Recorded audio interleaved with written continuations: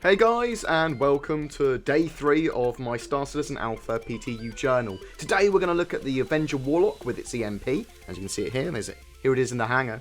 But we're also going to talk a little bit more about missions, as well as the FPS elements of the game, as they stand in 2.0 at the moment. So, to test it out, I moved to somewhere where I thought people would be jumping in. This is a point where people will come out of quantum drive. You charge up the EMP by pressing the right click button, and after 10 seconds it gets fully charged. You press that button again, and you explode the EMP, and I think it's got about a 300 meter radius. Now, it's actually pretty cool, it looks pretty cool. It does do odd things to all the ships in the area. It turns off like some of their systems, turns off some of your own as well. Some of the stuff comes back online briefly and then goes back off again. I'm not sure if it's fully implemented properly. But this guy was certainly in distress after I fired my EMP. And charging it again was an issue because all my systems kept on going on and offline, which was annoying. I also discovered here that you could charge up your EMP and kind of quantum travel in any direction that you wanted. So I'm not sure if that's the intention or not, but if you can charge it up and then quantum travel to an area, you could basically pre-prepare an ambush, is what I was thinking. As I said, don't know if it's supposed to be implemented like that. Maybe they don't want you to be able to charge your EMP before you do quantum jumps. But whatever, the effect there looks really cool.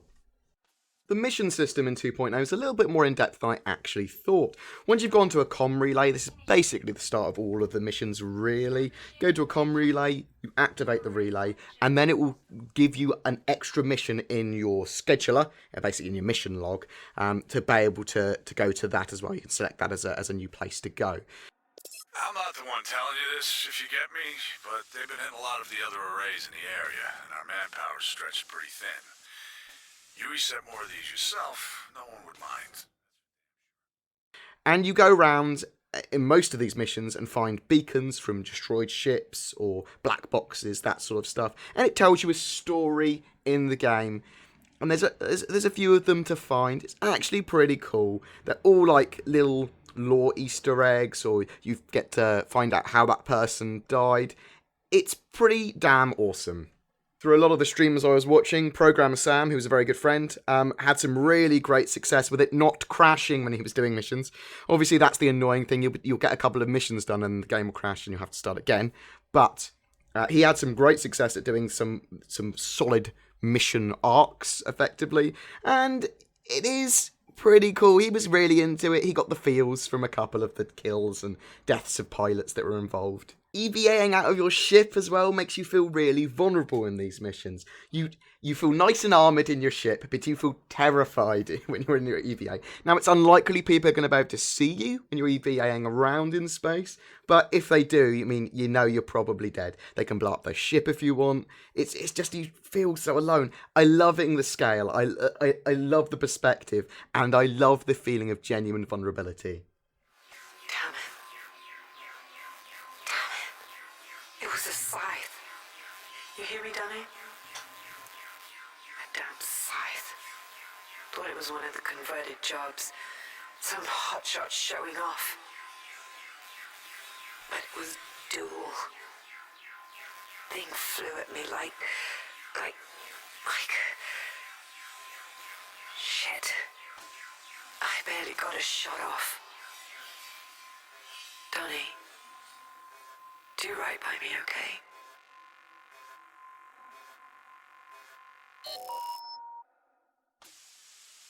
Oh man, a fucking scythe. I need to get back to my ship. So, a vandal scythe basically blew this person apart. So, killing somebody's wife. Damn.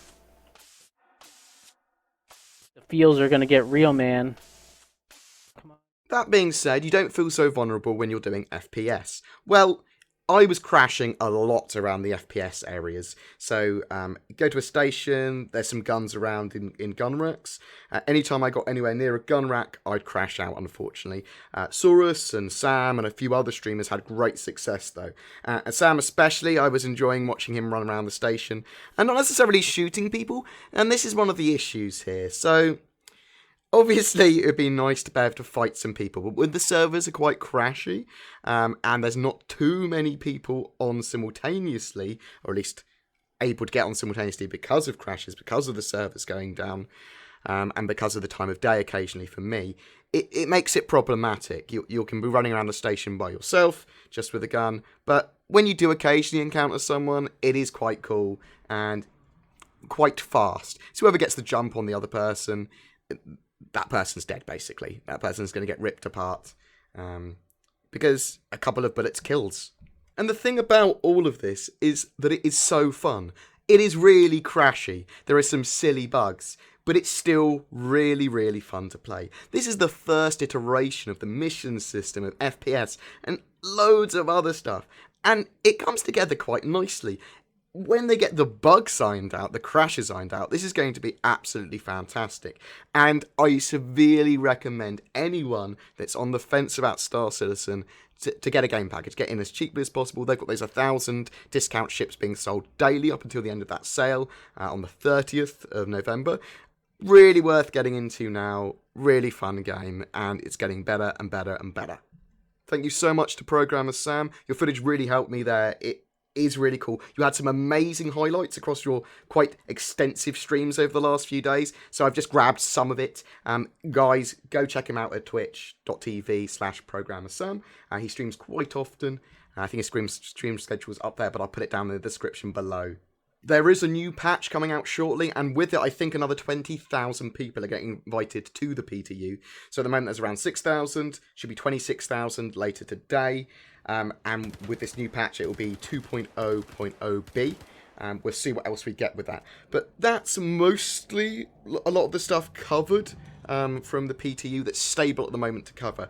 When we get a little bit more stability, I will do full multi-crew combat and get some stuff organised. Constellation versus Retaliator kind of stuff, and Connie versus Connie. All that sort of thing.